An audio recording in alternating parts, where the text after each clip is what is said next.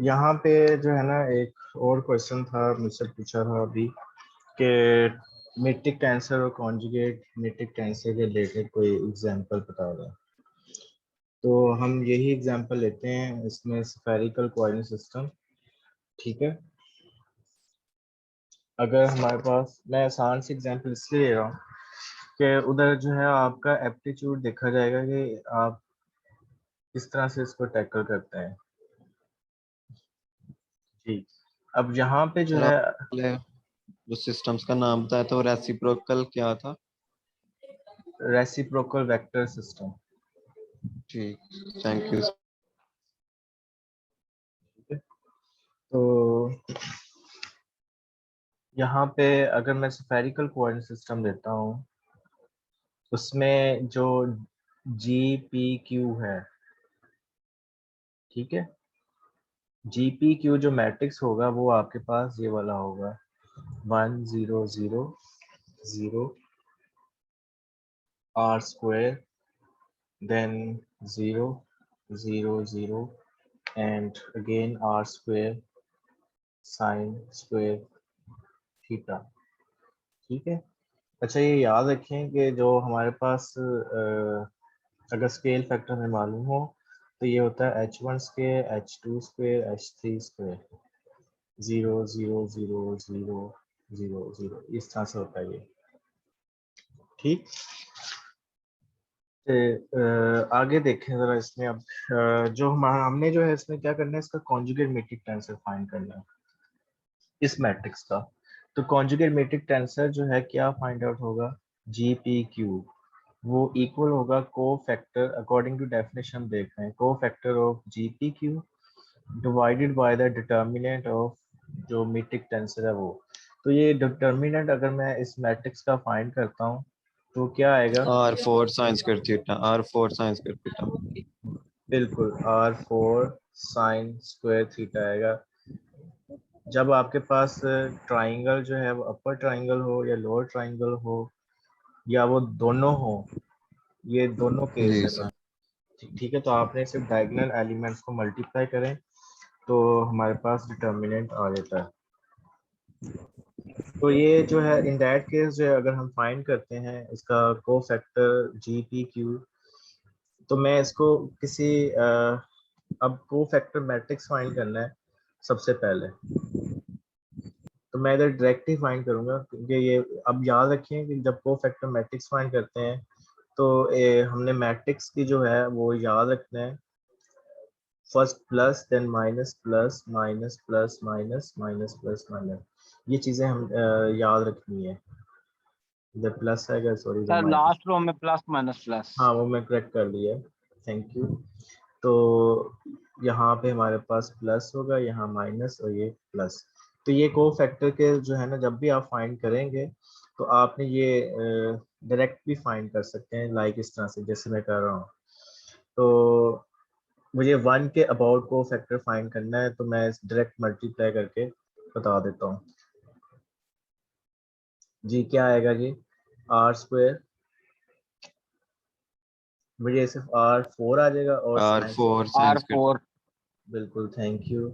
और नेक्स्ट जो है हमारे पास क्या होगा, वो नेगेटिव आए, ये प्लस वैल्यू में होगा देन नेगेटिव होगा। अब जीरो के अबाउट करेंगे तो ये वाला और ये, तो ये सारा कुछ जीरो ही जीरो आना। और इसी तरह से जो है जीरो ही आएंगे आपके पास स्वाई डायगोनल एलिमेंट्स के। ठीक है, तो मैं डायगोनल पे फोकस करूंगा। तो प्लस आर स्क्वेयर पे आएंगे तो ये हमारे पास यहाँ पे आएगा R square sine square theta, और अगर यस हम इस पे फाइंड करेंगे तो हम जस्ट आर स्क्वेयर आ जाएगा, R डिवाइड स्क्वायर आएगा exactly. Divide by G square, तो R square sine square theta. और इसको जो है दोबारा से हम डिवाइड कर देंगे R4 से, तो हमारे पास जो वैल्यूज आ जाएंगी वो 1 आएगी, वन ताकि one over R square, one over R square, one over R square sine square theta. ठीक है, और ये 1 ओवर आर स्क्वेयर होगा और यहाँ पे 1 over R square sine square theta.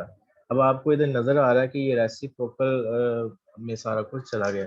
Original जो था मैट्रिक्स उसमें था 1 आर स्क्वायर और R square sine square theta, जबकि कॉन्जुगेट जब ले लिया रेसिप्रोकल, इसको हम कहते कॉन्जुगेट मैट्रिक टेंसर भी कहते हैं और रेसिप्रोकल मैट्रिक टेंसर भी कहते हैं। आप नजर आ रहा है कि रेसिप्रोकल होगी सारी वैल्यूज, ठीक है। तो यहाँ से आप देख सकते हैं कि ये रेसिप्रोकल मैट्रिक टेंसर भी है। एक और क्वेश्चन था, किसी ने मुझसे जो है मैसेज में पूछा था जी, क्या था, मैं जरा एक सर्च कर लूं।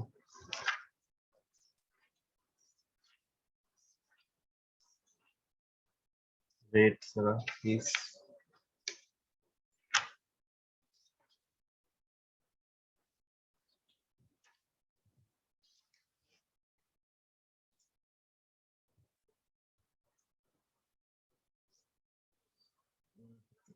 मैं जरा वो क्वेश्चन ढूंढूं, एक मिनट। अच्छा, ये था कि Christoffel symbol of second kind has the form when p equals to q equals to r, क्या होगी, ठीक है। तो second type of Christoffel symbol क्या थी, तो याद है जी? मुझे बताएंगे तो आगे चलेंगे ना, मैंने लिख देना तो फिर क्या फायदा होगा।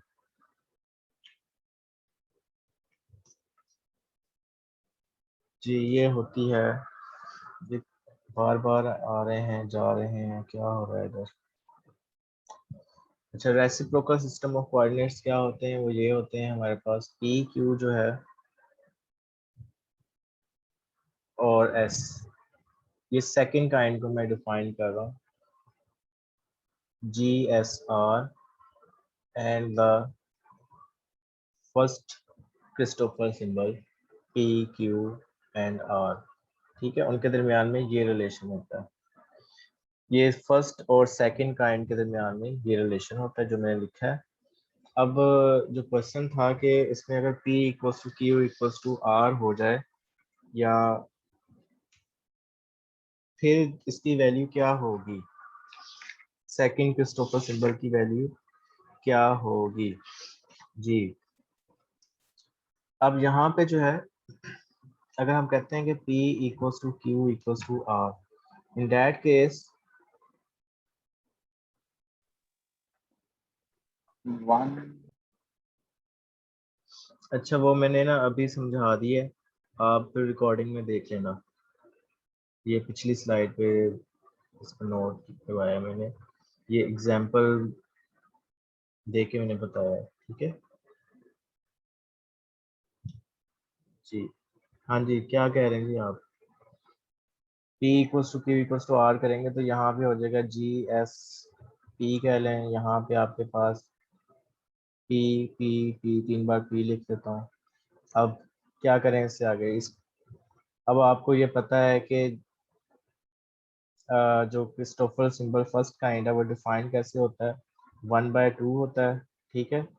और यहाँ पे क्या होता है, माइनस आएगा सबसे पहले, और इसका डेरिवेटिव होगा जी पी पी एंड पी के साथ, और सारे ऐसे ही आएंगे आपके पास, ठीक, प्लस इस तरह से आएंगे।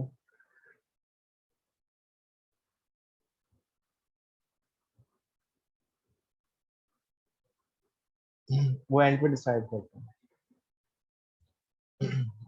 जी, कैसे आएंगे अगर P equals to Q equals to R करेंगे।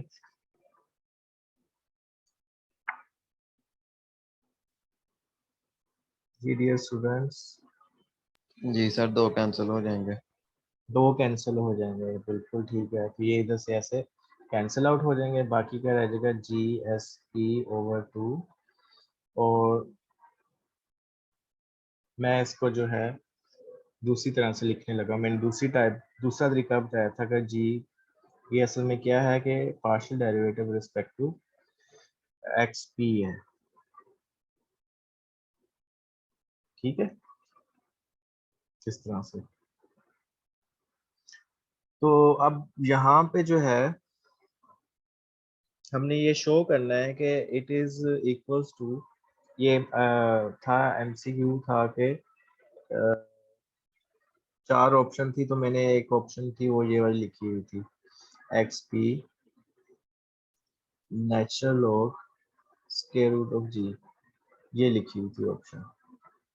ठीक है, और बाकी ऑप्शन मैंने वो उसको कहा था कि ये ऑप्शन नहीं हो सकती, रीज़न उसकी मैंने बता दी थी, वो वेरी इफेक्टिव रीजन थी, तो उससे ही काम खत्म हो जाता था। तो अब यहाँ पे जो है अगर मैं यहाँ पे ये वाली फॉर्म को अगर मैं इस फॉर्म में क्या मैं लिख सकता हूँ, क्वेश्चन ये था मेरा उस पर। तो इसको लिखने का तरीका ये है कि मैं क्यों ना इसी का डेरिवेटिव लूँ, natural log square root of G का, तो क्या मेरे पास डायरेक्ट दूसरी वैल्यूज आ रही हैं जो पहले थी। देखें, अगर मैं करता हूँ डेरिवेटिव लेता हूँ, इसका मैं डेरिवेटिव लेता हूँ, तो with respect to X P लेना है, तो 1/2 आएगा और स्क्वायर रूट ऑफ जी बन जाएगा। नेक्स्ट जो है क्या होगा मेरे पास, सॉरी मैं इसको नेक्स्ट स्लाइड पे बताता हूँ। इसमें जो है हमने ये बताना है कि partial X P square root G का डेरिवेटिव फाइंड करना है, नेचुरल लॉग। तो सबसे पहले तो नेचुरल लॉग क्या करता है कि पावर रूल को खत्म करता है, तो पावर रूल की वजह से 1/2 बाय, कॉपी लगा देंगे। ठीक है जी, तो पार्शियल एक्स पी और जी रह जाएगा। अब पार्शियल एक्स जी बाय एक्स पी का डेरिवेटिव जो है, अब जी किसके इक्वल है,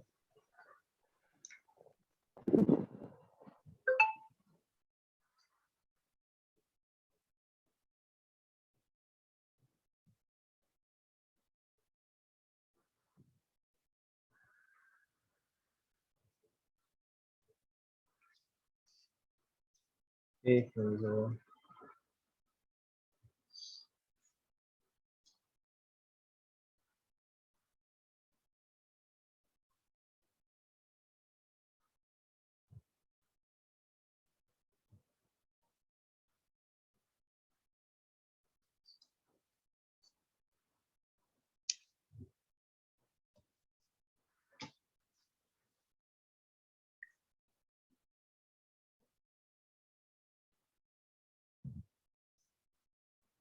इसका होगा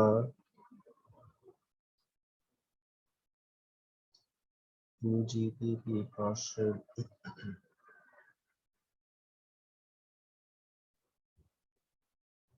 अच्छा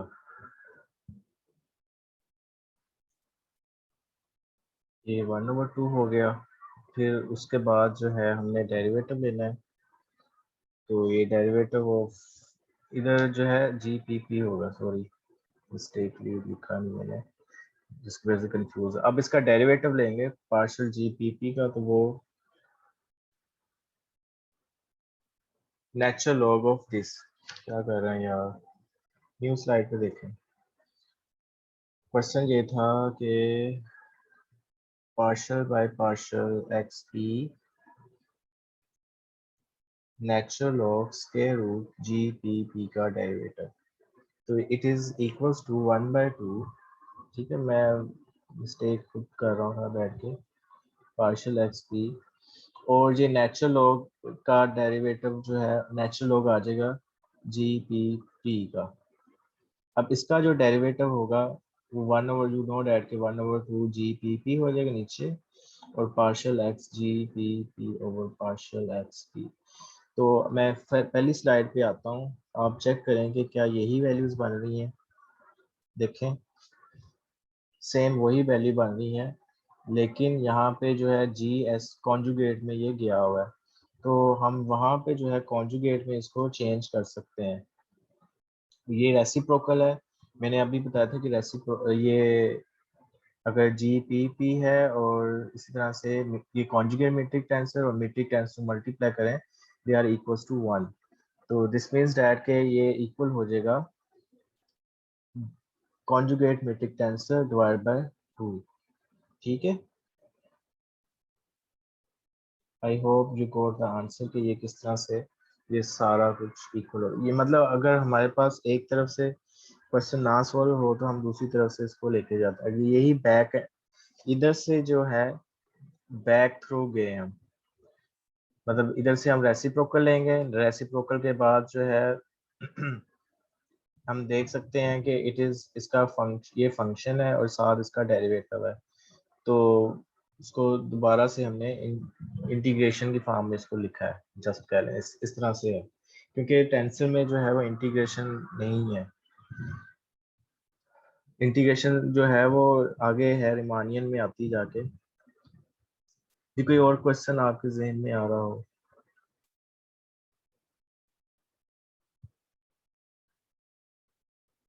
अच्छा, अब सर टेस्ट के बाद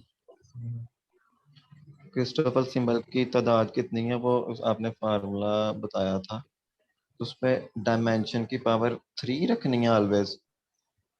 हाँ जी, उसमें डायमेंशन की पावर जो है वो 3, क्योंकि 3 जो है वो आपके पास वो रनिंग इंडेक्स आएंगे ना, फ्री इंडेक्स आई जे के या पी क्यू एस।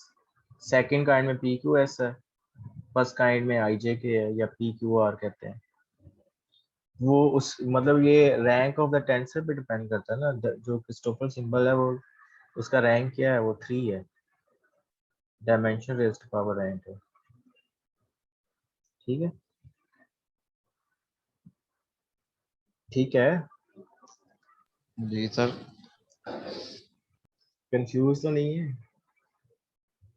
सर अगर फर्स्ट का मेरा तो यार इंडिसिस का नहीं होता इसमें चक्कर कोई के, मतलब आई जे के की वैल्यू 4 तक होगी अगर हम 4/4 का मैट्रिक्स ले लेते हैं। वो तो अलग सिनेरियो है ना, हम इसमें देख रहे हैं कि इसमें फ्री इंडिसेस कितने यूज हुए हैं, तो उसके कोरस्पॉन्डिंग जो है हम नंबर ऑफ कंपोनेंट्स बता रहे हैं, तो जी मतलब सर। कितने नंबर ऑफ कंपोनेंट्स बनेंगे, ये है। मतलब थोड़ी कंफ्यूजन इधर हो रही थी क्योंकि अगर हम फर्स्ट कर लें 4/4 का लेते हैं तो वो उसमें यानी कि 4 वैल्यूज आ जाएंगे ना, तो 1 1 1 फिर 1 1 2 इस तरह अगर हम करते जाएं तो मतलब बहुत से बन जाते हैं। हम्म। आप ये देखें थोड़ा ना, उसमें ये क्वेश्चन है 49, उसमें जो है आपको तीन ही कोऑर्डिनेट सिस्टम के बारे में है, मतलब 3 टुपल के बारे में डिस्कस कर रहे हैं। ठीक है, उस केस में जो आपके पास क्रिस्टोफर सिंबल्स आ रहे हैं सेकंड काइंड के, 1 2 3 4 5 6 7 8 9 10 11 12 तो यही हो गए, और बाकी जो हैं 38। अच्छा,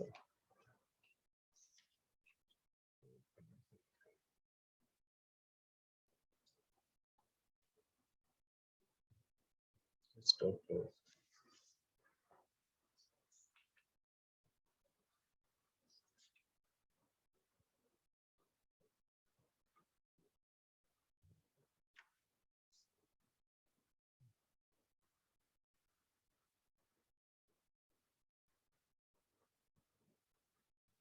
नहीं, ये मैंने ठीक ही कहा, डायमेंशन रेज पावर 3 ही होगा।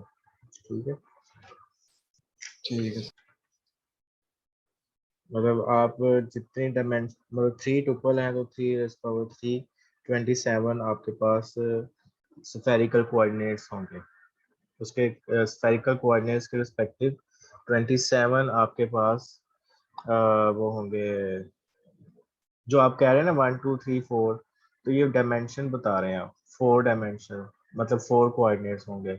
ठीक है, इस तरह से है, अगर 3 कोऑर्डिनेट्स हैं तो वो डायमेंशन 3 है। अब ऊपर जो है हमारे पास रैंक होता है कि नंबर ऑफ फ्री इंडिसेस कितने हैं, हम उसकी वैल्यू नहीं देखते आई जे की क्या वैल्यू है, हम नंबर ऑफ फ्री इंडिसेस देखते हैं। वो जो 1 2 3 हम बोलते हैं ना, वो लगाते हैं हम रनिंग वो डमी इंडेक्स, इसका मतलब वो सम हो रहे हैं, ये सम नहीं हो जी रहा। सर। ठीक है, आइंस्टाइन समेशन का मेंशन ही है वो। ये ये बात, ये डिफरेंस है, ये आप कंफ्यूज हो रहे हैं थोड़ा सा। ठीक है। अच्छा, अब मैं टेस्ट डे डिस्कस कर लें सबसे पहले। ठीक है। तो टेस्ट डे जो है, मेरा ख्याल है कि आप डेली डेली लाइफ में क्या यूज है। This is very interesting question. भाई इसका जो है ना, डेली लाइफ में आप देखें, जो भी मैथमेटिकल प्रॉब्लम्स होते हैं ना, वो कोई मॉडलिंग होती है उसकी। ठीक है। वो मॉडलिंग जो है, फॉर एग्जांपल आप करते हैं उसकी, और जो रियल स्पेस आपकी रिलेटिविटी की जो थ्योरी है, वो 3 डायमेंशन तक तो आप उसको देख लेते हैं, लेकिन जब आप रिलेटिविटी में आते हैं 4 dimensional, 5th dimension, 6th dimension and so on चलते जाते हैं, तो वहाँ पे आप की जो है, आप जो इंसान एक जो है वो 3 डायमेंशन तक विजुलाइज कर लेता है, अपने आप को देख सकता है, लेकिन उससे ऊपर विजुलाइज करना मुश्किल है।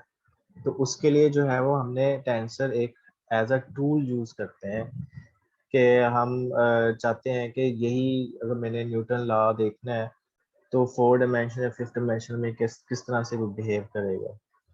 ठीक है। एज एग्जांपल मैंने बताया, वैसे न्यूटन लॉ सिर्फ इनर्शियल फ्रेम ऑफ रेफरेंस में ही सही बिहेव करेगा, नॉन इनर्शियल में जो है वो सही बिहेव नहीं करता। तो उसके लिए फिर वो जो न्यूटन की रिलेटिविटी थ्योरी है वो अप्लाई होती है। ठीक है। अब जो है वो टेस्ट का मुझे बता दें, आप कब तक जो है कंप्लीट तैयार कर सकते हैं। मेरा ख्याल है कि आप आज है ट्यूसडे, वेडनेसडे, थर्सडे, थर्सडे को आप दे दें, ज़्यादा बेहतर है। मंडे आज सर।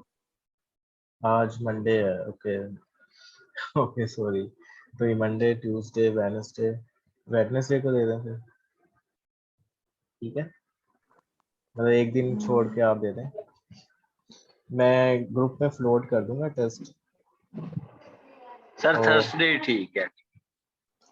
लेकिन पता क्या है, वेडनेसडे ही ठीक है।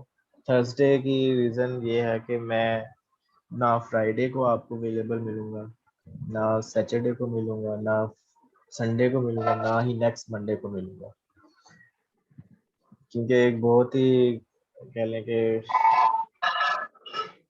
इम्पोर्टेंट सर्विसेज है फॉर गवर्नमेंट, वो अदा करनी है, तो जिसकी वजह से I am not available at that moment. तो आप वेडनेसडे तक कर लें, और थर्सडे को जो है मैं आपसे इसके मुतालिक हम डिस्कस कर लेंगे जो भी होगा।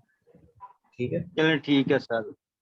एक्चुअली आज आपके क्वेश्चंस के ज्यादा आंसर इसलिए नहीं दे सके कि मैं चैप्टर लेक्चर नंबर 3 जो है क्रिस्टोफर सिम्बल्स वाला, वो अभी मुझे दोबारा सुनना था, बिल्कुल भूला पड़ा था। आज टाइम ही नहीं मिला, ना ही कल मिला था। तो मैं इसलिए कह रहा था कि एक दिन में सुन लेंगे, फिर उसको ना अच्छे तरीके से कर लेंगे। ठीक है सर, ओके है, परसों ही ठीक है, कर देंगे, लेंगे, हो जाएगा। परसों मैंने कौन सा आपको मैंने कोई 4 बजे टाइम दूंगा, आपने वो कह लेंगे 6 बजे तक आप कर लेंगे इंशाल्लाह। It is up to you now. ठीक है। ठीक होगा सर जी। वैसे भी थर्सडे को डिस्कस होना है, तो आप थर्सडे को भी सॉल्व कर सकते हैं। थर्सडे को डिस्कस करेंगे हम, बस उसमें सोल्व तो नहीं करेंगे ना, मैं जस्ट ये मतलब ब्रीफिंग दे दूंगा कि ये इस तरह से क्वेश्चन होगा, ये ऐसे होगा, इसको आपने इस तरह से टेक करना है, ये सोच के ये हम करना तो मुझे है। कह रही हैं कि मैं थर्सडे को भी सॉल्व कर सकता हूँ, फर्स्ट टाइम में, सेकंड टाइम में। हाँ, वो आप कर सकते हैं आराम से। आप अपने आप को इग्नोर रखें कि मैं मुझे नहीं पता मिला मैं। ठीक है। जी ठीक होगा। चले, ठीक है बच्चों, फिर अपना ख्याल रखें इंशाल्लाह सर, फिर। Excuse me sir. जी जी। सर सर, हाँ ये जी। जो आप बुक पेज नंबर बता रहे थे, ये जो बीएससी के अंदर जो बुक पढ़ाई जा रही है उसका आप बता रहे थे पेज नंबर। नहीं, जो मैंने सर बुक, ग्रुप में शेयर की ना बुक, उसका पेज जी नंबर जी बता रहा हूँ मैं, ग्रुप में शेयर ठीक किया है मैंने। सर। ये बुक, सर ये जो आपने बुक में ग्रुप में भेजी है बुक, सर ये बीएससी लेवल पे पढ़ाई जा रही है एमएससी पे? ये जो है ना इसके पहले कोई 3-4 चैप्टर हैं, 5 चैप्टर जो जी बीएससी में लेवल में पढ़ाए जाते हैं, 6, 7, 8, 5, 6, 7, मतलब जहाँ से जो है लाइन इंटीग्रेशन शुरू होती है वो एमएससी लेवल को जी पढ़ाई जाती है। तो ये कह लेंगे पूरी बुक जो है ना ये होनी चाहिए हर स्टूडेंट के पास। आप ये सोच, जो मेरे पास ये बुक है ना, व्हेन आई डिड बीएस, तो फ्रॉम फर्स्ट डे ये मेरे पास बुक थी। तो मैंने कोई कह लें कि लोकल ऑथर की बुक को हाथ नहीं लगाया। तो खैर, ओ, तो ये बुक जो है ना आप सबके पास होनी चाहिए। ये ऐसी बुक है, ठीक है। ठीक है sir, thank you. Okay sir. Okay जी, ठीक है। और कोई किसी का क्वेश्चन? चलें ठीक है, आज की रिकॉर्डिंग्स मैं फिर शेयर कर दूंगा ग्रुप में भी। और वेडनेसडे को फिर टेस्ट होगा और थर्सडे को जो है डिस्कशन टाइम डिसाइड कर लेंगे एज जो भी प्रॉपरली लगेगा। मे बी आप जहन में रखेंगे डे टाइम में ही होगा, आप या इसी वक्त होगा 9 बजे, या डे टाइम में होगा, मैं किसी के साथ एक्सचेंज कर लूँगा। ठीक है जी, अपना ख्याल रखें आप सब। अल्लाह हाफिज़। ओके अल्लाह सर। ओके सर, अल्लाह हाफिज़। हाफिज़।